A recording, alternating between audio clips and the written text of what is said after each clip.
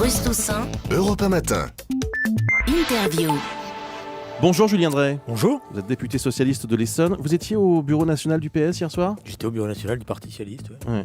Vous pouvez nous dire vraiment ce qui s'est passé dans ce bureau national ? C'est-à-dire, la question est simple au fond. Est-ce que ça a vraiment été très chaud, voire violent, sur la question de l'accord avec les Verts ? J'ai pas vu de Orion, j'ai pas vu d'œil au beurre noir. Mmh. Donc j'ai vu ce qui est normal, un parti socialiste qui est obligé de s'adapter à une situation parce qu'il y a un partenariat nécessaire à construire et donc il y a des sacrifices et donc évidemment ceux qui sont sacrifiés, et on peut le comprendre, ou qui à un moment donné sont obligés de faire des concessions, sont pas contents et l'expriment. Bon, ça, vous savez, moi ça fait quand même un certain nombre de temps que je vois ce genre de situation. C'était pas plus hier soir que dans d'autres moments où nous avons passé les accords avec nos partenaires. Y a-t-il des accords profonds sur cette question de l'accord avec les Verts entre François Hollande, le candidat, et Martine Aubry, première secrétaire ? Non, parce qu'il y a volonté commune pour le Parti socialiste comme pour le candidat de créer les conditions du rassemblement de la gauche. Ça veut dire effectivement qu'il faut prendre en considération aussi nos partenaires et qu'on ne peut pas les traiter comme des valets. Donc on accepte que Cécile Duflot arrive à Paris. Après, nous n'avons pas, nous, la possibilité de pour être candidate aux législatives. Nous n'avons pas la possibilité de dire à nos partenaires on veut tel individu et pas tel autre. Vous avez entendu ce qu'a dit Delanoë, Bertrand Delanoë. Il a parlé de tripatouillage.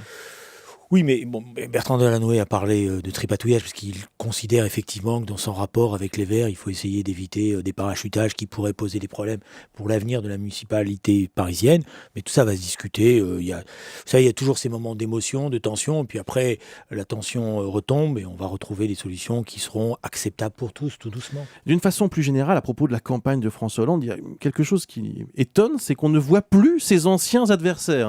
Martine Aubry, Ségolène Royal, Arnaud Montebourg.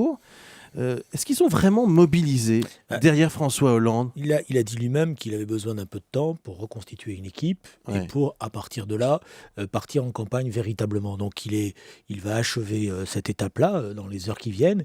Il aura une équipe. À partir de là, dans cette équipe, il y aura une association des anciens candidats à la primaire. Et je pense qu'à partir de ce moment-là, c'est une nouvelle période qui commencera. On aura un pacte qui, je pense, sera uni pour aider à la campagne et à ce qu'elle se développe. Oui, pour pas refaire le coup de 2007, quoi. Pour essayer d'être le plus unis possible dans cette campagne, parce il y a que du boulot. L'expérience a montré que dès que nous n'étions pas unis, il y avait des failles. Ouais. À propos de cette équipe de campagne, vous ferez quoi, vous, dans cette équipe, dans cet organigramme ? Eh bien, vous allez attendre, comme moi, la divulgation de cela tout à l'heure. Donc, voilà. Non, mais nous, on va le dire à 8h dans le journal de Bérangère Bond, donc vous pouvez nous le dire dès maintenant. Il ne reste plus qu'un petit quart d'heure. Ouais. Vous allez vous occuper du social, non ? Non, vous verrez. Non. C'est un bon organigramme ? Vous êtes content de l'équipe ? Écoutez, c'est comme tous les organigrammes, il va falloir le mettre en mouvement, il va falloir surtout fabriquer un esprit d'équipe. Je crois que le problème, c'est pas de savoir qui fait quoi, le problème, c'est de savoir s'il y a une équipe, s'il y a une ambiance dans cette équipe, et si, effectivement, tout le monde tire dans le même sens. Donc, il appartient à ceux qui ont un peu d'expérience. Vous vous posez la question quand même, visiblement. Oui, parce que quand on met en place un organigramme, on n'est pas sûr que ça va bien fonctionner dès le départ. Donc, il va falloir, je crois que ceux qui sont les plus expérimentés prennent sur eux pour créer les conditions que ça fonctionne bien dans cette équipe. Voilà qui est dit.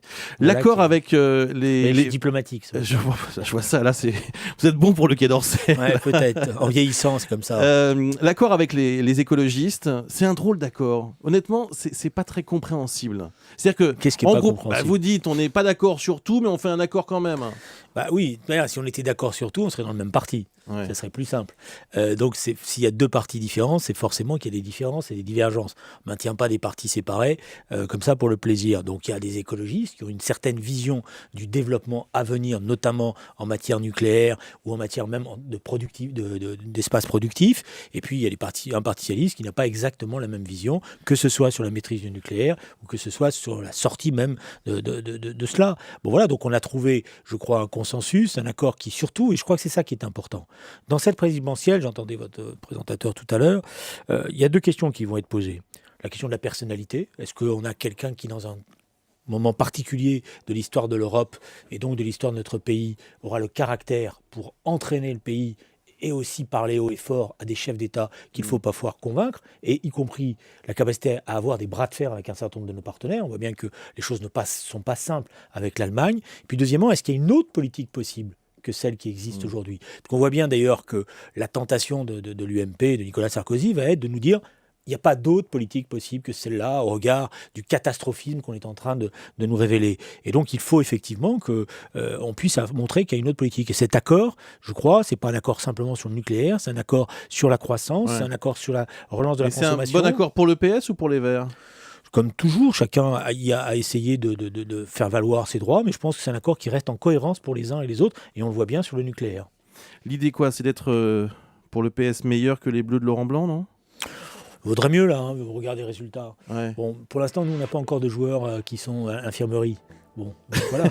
Quoique hier soir, ça a failli se castagner, Voilà, si j'ai bien, si j'ai bien compris. C'est un esprit de match. Voilà. Ouais. Non, mais vous voyez pourquoi j'ai fait cette allusion. Le côté on n'arrive pas à jouer, on joue pas ensemble. Mais c'est quand même étonnant à 6 mois d'une présidentielle. Vous revenez sur ce que je vous ai dit tout à l'heure. La question qui est posée à partir de tout à l'heure, quand l'équipe de campagne va être constituée, c'est l'état d'esprit dans lequel elle va travailler et la responsabilité des uns et des autres à faire que cet état d'esprit soit un état d'esprit conquérant. Et donc, il appartient à ceux, encore une fois, qui sont les plus expérimentés, de faire cela. Bon, pour savoir ce que fera vraiment Julien Dray dans l'organigramme de campagne de François Hollande, donc réponse dans 10 minutes puisqu'il ne veut pas nous le dire à ce micro pour l'instant. Je vais vous faire une petite confidence. Attention, scoop sur Europe 1. Dans ces choses-là, attendez jusqu'à la dernière minute, parce que les choses bougent toujours jusqu'à la dernière minute. On est déçus. Merci Julien Dray, bonne journée.